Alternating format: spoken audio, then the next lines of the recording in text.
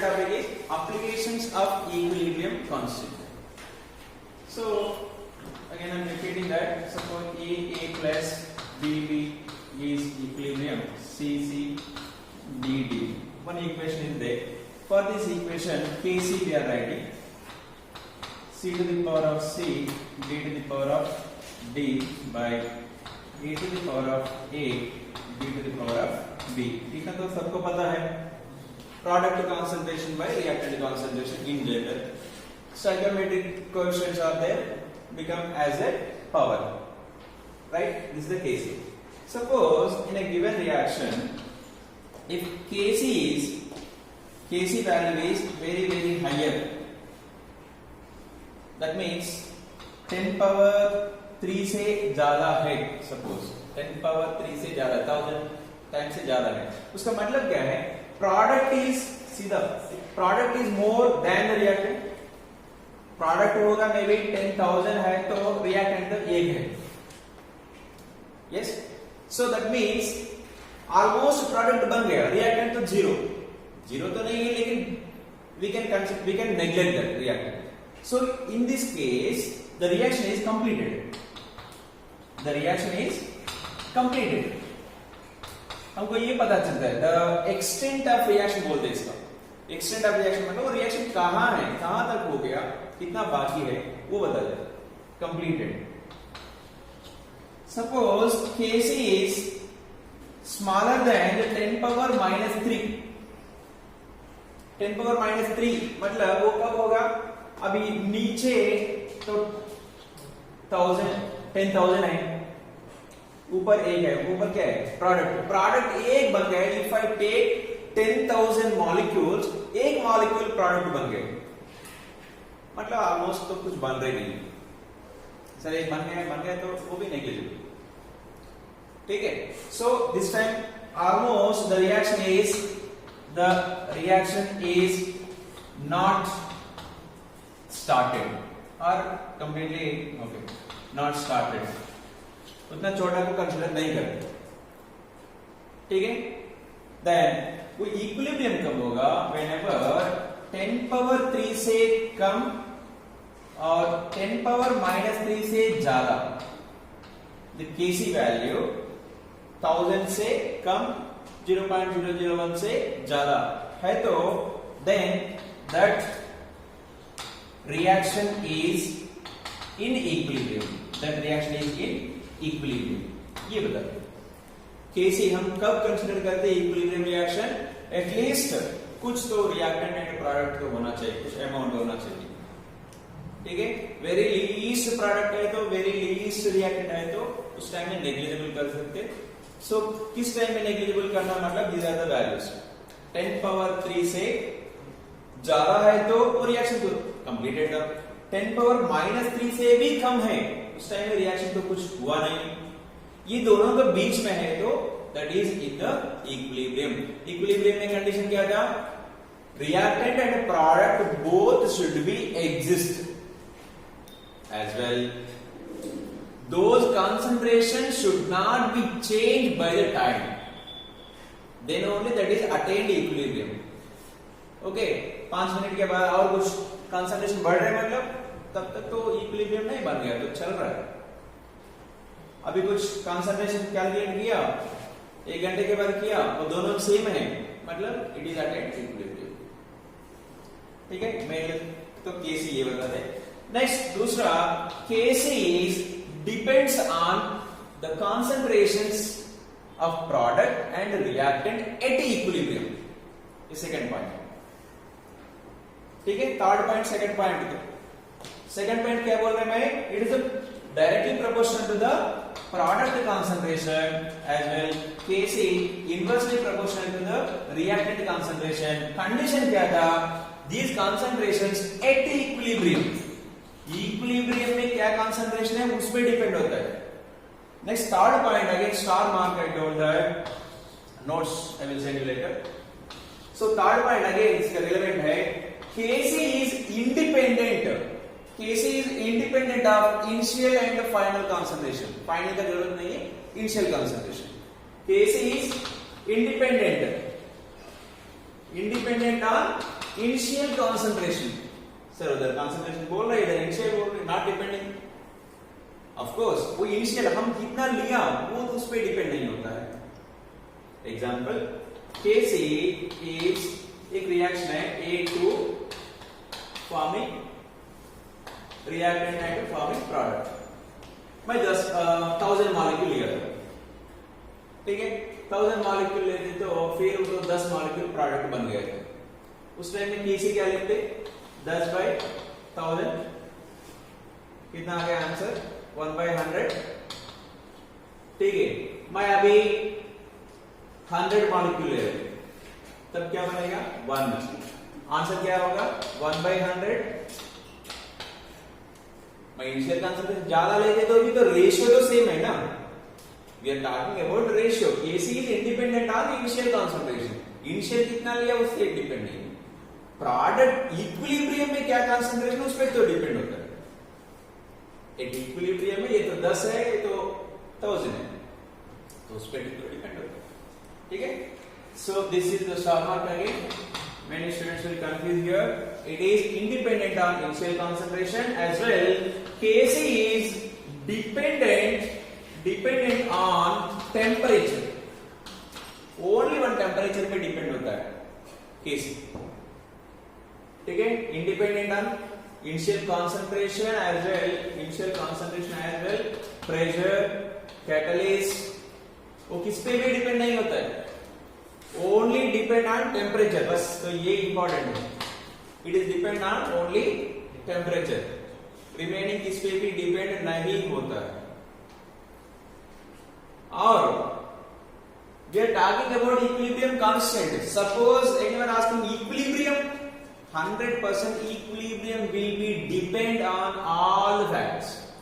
Concentration पे depend होता है, प्रेशर पे डिपेंड होता है, you will discuss that. So Kc तो क्लियर है। Next applications of equilibrium constant, ठीक है। नाउ इसके कंटिन्यूअस में we will learn one is QC will come। QC, what is this QC? QC is the reaction coefficient। QC is the formula लिखता हूं मैं। QC is same formula, QC equal C to the power of C D to the power of D by A to the power of A B to the power of B। so इसका means explain करना है तो the product of products concentration to the product of reactant concentrations, ratio बोल रहे हैं, product of multiplication value of the product concentration by multiplication of the reactant concentrations, their stoichiometric coefficients raised to their powers, ठीक है। ये powers है, ये power कहां से आ गया, these are the stoichiometric coefficients, ठीक है। सर ये दोनों का फार्मूला तो सेम है, तो ये क्या है, this is at any time, वो QC क्या था, Kc क्या था, this is at equilibrium only, this is the case।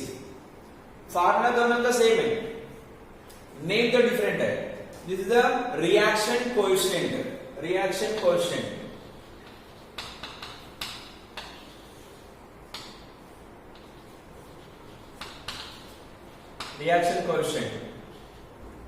Okay. QC, this is the Kc। Reaction coefficient QC क्या होता है, at any time. So reaction चालू किया, T इक्वल टू 0, प्रोडक्ट बिल्कुल नहीं है। Then T equal to 5 minutes में किया, उस टाइम में प्रोडक्ट कंसंट्रेशन क्या है, that one upon reactant concentration we are doing, we are reading some x value. Then T equal to 10 minutes we are doing, may be we are reading y value. Then T equal to 20 minutes में किया, फिर भी y value. That means एक 10 minutes में it attend equilibrium, this y value is equal to Kc, this x value is equal to QC। Formula तो दोनों same ही था, वो QC is changing, केसी एक रिएक्शन के लिए at constant temperature, always constant.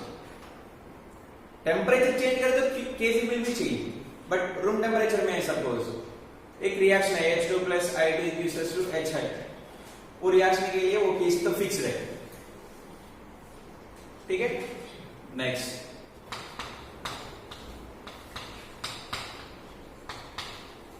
ये रिएक्शन का केसी वैल्यू वो रूम टेम्परेचर में 25 डिग्री सेल्सियस में आई एम गिविंग 100, वो ए क्या है बी क्या है प्लस ये वैल्यू तो आ गया 100। मैं ये रिएक्शन शुरू हो गया था t इक्वल टू 0 हो गया, जरूरत नहीं है, t इक्वल टू 5 मिनट्स में वो calculated, that is called QC। वो QC आ गया मेरे को 10, ठीक है। Then t equal to 50 minutes में किया था, देन QC इक्वल आ गया 90, ठीक है 99, ठीक है। और 60 मिनट में आ गया QC equal to 100। Then again I am doing t equal to 70 second में किया था 70 मिनट्स में, देन QC इक्वल आ गया फिर भी 100। Now this is equal to KC, this is equal to KC, which is not changing the value, that is KC। अब KC तुमको पता है इसलिए इक्वल करके बता रहे। सपोज तुमको KC नहीं दिया फिर भी हम बता सकते wherever this QC is constant, वो तो KC होगा, KC होगा। अभी इसका एडवांटेज तो ये है, अभी 50 मिनट्स में हम कैलकुलेट किया था 90, हमको ऑलरेडी पता था 100 विल बी द वैल्यू, तो क्योंकि तो वो एट कांस्टेंट टेम्परेचर में ये रिएक्शन का तो उतना फिक्स रहेगा। अभी हमको ये पता चलेगा, अभी रिएक्शन डायरेक्शन पता चलेगा, that is the advantage of main this QC। Reaction direction, which direction, वो रिएक्शन ये तो फॉरवर्ड रिएक्शन है, ये बैकवर्ड रिएक्शन। अभी हम कैलकुलेट किया था 90 टाइम में रिएक्शन इज गोइंग फॉरवर्ड और बैकवर्ड, वो पता चलेगा। अभी तुमको आ गया value 90, you can now you tell me ये रिएक्शन उस टाइम में एट 50 मिनट्स टाइम में the reaction is going more forward और बैकवर्ड, फॉरवर्ड कब तक जाएगा, until it attained equilibrium, until it reached KC value it will go forward। Suppose कुछ condition में ऐसा आ गया था तो ठीक है, लेकिन QC स्टार्टिंग में मेरे को आ गया था 200 आ गया, 200 स्टार्टिंग में, यही फार्मूला अप्लाई किया मैंने, 200 आ गया, उसके बाद तो 150 आ गया, उसके बाद तो 100 आ गया, उसके बाद तो 100 आ गया, ठीक है। अभी ये 50 मिनट्स में वो रिएक्शन फॉरवर्ड जा रहा है क्या बैकवर्ड जा रहा है, बैकवर्ड जा रहा है। कैसे बता सकते हैं, ये तो डिक्रीज हो रहा है, वैल्यू तो डिक्रीज हो रहा है, डिक्रीज हो रहा है मतलब देखो डिक्रीज कब हो सकता है, वो रिएक्टेंट इंक्रीज हो गए तो, ये वैल्यू इंक्रीज हो गए तो केसी विल बी डिक्रीज, ये वैल्यू इंक्रीज हो रहा है, what is this reactant, reactant increasing, product is decreasing, means what, reaction कैसे चल रहा है, बैकवर्ड चल रहा है ना। रिएक्टेंट धीरे धीरे इंक्रीज हो रहा है, प्रोडक्ट तो कम हो रहा है, इसका मतलब बैकवर्ड चल रहा है, ठीक है। Still if you have any doubt you can ask, later you will get doubt, sir तो 100 से ज्यादा कैसे होगा पहले, ठीक है। तो ये इक्विलिब्रियम होता है reactant to product, product to reactant. एक एग्जांपल में हम ग्राफिकल रिप्रेजेंटेशन में लिखा था, एक ग्राफ ऐसा था, suppose we can take H2 plus I2 is there, it is forming HI। If you take the reactant H2 plus I2 तो HI बनेगा। सपोज मैं ये कंटेनर में HI लिया था सपोज, तो ये इक्वेशन के लिए हम KC क्या लिखते हैं इन generally, HI whole square upon H2 and I2, this is the thing। Reactant लेते तो रिएक्टेंट इनिशियली कंसंट्रेशन बहुत कम था प्रोडक्ट का, धीरे धीरे इंक्रीज हो रहा है, उस टाइम में वो graph QC value slowly increasing up to KC तक जाएगा। लेकिन मैं जो रिएक्टेंट इसमें HI लिया था, तो इनिशियली तो H2 I2 तो कुछ है ही नहीं, धीरे धीरे H2 एंड I2 बन रहे।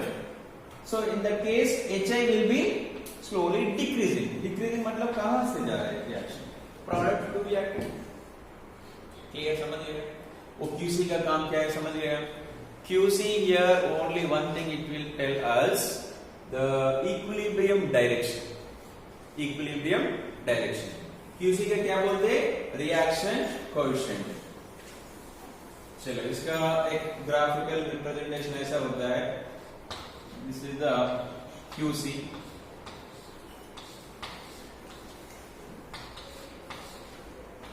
QC, this is the KC।